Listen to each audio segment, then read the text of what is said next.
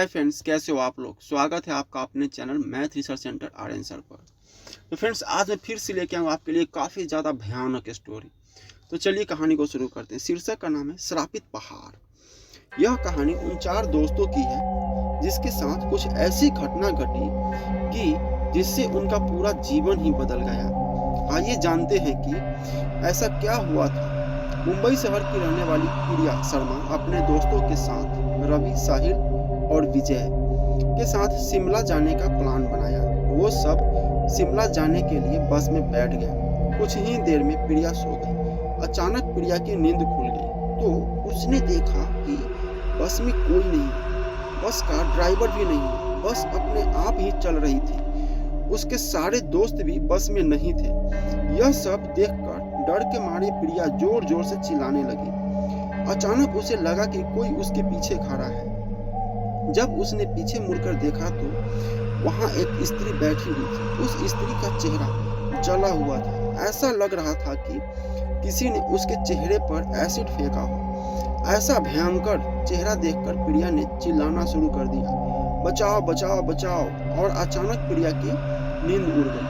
वो एकदम डरी हुई और पसीने से पूरी भीग गई थी। पास में बैठे हुए विजय ने पानी की बोतल दी और बोला, शायद तुमने कोई सपना देखा हो। थोड़ी ही देर में सब शिमला पहुंच गए और एक होटल पर रात बिताने के लिए गए। दूसरे दिन वो सब साथ में मिलकर होटल के पास वाले पहाड़ पे घूमने जाने का नक्की किया। करीबन आधे घंटे में वो पहाड़ की सबसे ऊंची शिखर पर पहुंच गए। वहीं से नीचे देखने पर घने लीले छम पेड़ पौधे काफी सुंदर दिख रहे थे। अचानक साहिल चौंक गया और बोला, नीचे देखो, कोई खड़ा है, लगता है कोई स्त्री है। विजय और रवि भी देखने लगे लेकिन उन्हें कोई दिख नहीं रहा और बोले, तू पागल हो गया है क्या? इस घने जंगल में कोई स्त्री कैसे आ सकती है? तुम्हें शायद कोई भ्रम हुआ होगा। उसके बाद वह सब खुले जगह पर चले गए।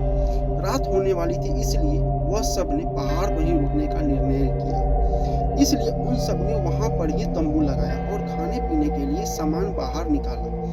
प्रिया की बैग तंबू के बाहर थी इसलिए वह लेने के लिए बाहर गई तो वहां पर उसे किसी की आवाज सुनाई दी। प्रिया उस आवाज की ओर अपनी नजर घुमाती है तो उन्हें सामने से कोई 3 आदमी आते हुए दिखाई दे रहे थे। उनके हाथ में धारदार हथियार देखकर प्रिया डर जाती है और दौड़ के तंबू के अंदर आ जाती है। और उसने अपने दोस्तों से भी यह बात कही लेकिन कोई उसकी बातों पर विश्वास नहीं कर रहे थे। प्रिया चिल्लाकर बोली, आप सब पागल हो गए हो क्या? कोई भी मेरी बातों पर भरोसा नहीं कर रहा है। चलिए मेरे साथ बाहर, मैं आपको बताती हूँ। वो सभी बाहर आके शिखर की चोटी से नीचे देखने लगे। उतने में ही उन सभी को लगता है कि कोई 3 लोग उनकी ओर बढ़ रहे हैं। यह सब देखकर वो सभी डर जाते हैं और तुरंत ही अपना अपना सामान समेटने लगते हैं और बड़े से पत्थर के पीछे जाके छुप जाते हैं। थोड़ी ही देर में वो सब ऊपर आ जाते हैं। प्रिया देख रही है कि उनके हाथ, पैर और सिर आम आदमी जैसे बिल्कुल नहीं थे। वो सब एक जगह पे बैठ जाते हैं और कुछ तांत्रिक विद्या शुरू करते हैं।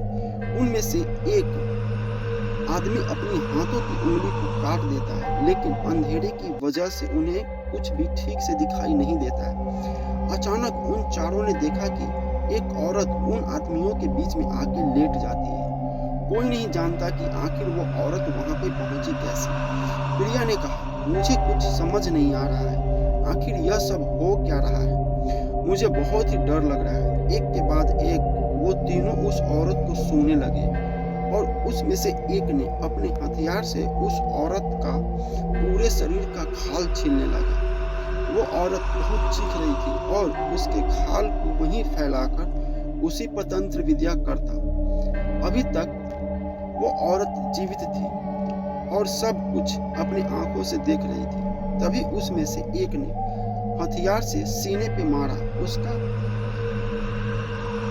सीना फाड़कर हाथों से नोचकर उसका दिल निकाल लिया और उस पर तंत्र मंत्र करने लगा। और फिर उसमें से एक अपने हथियार से उसका पैर काटकर उसके छोटे छोटे टुकड़े कर आपस में बांट कर खाने लगती है और फिर हाथ, पेट, सिर सब काट कर खा जाते हैं। तभी उसमें से एक ने हमें देख लिया और हमारी तरफ इशारा करने लगा। हम सब डर गए।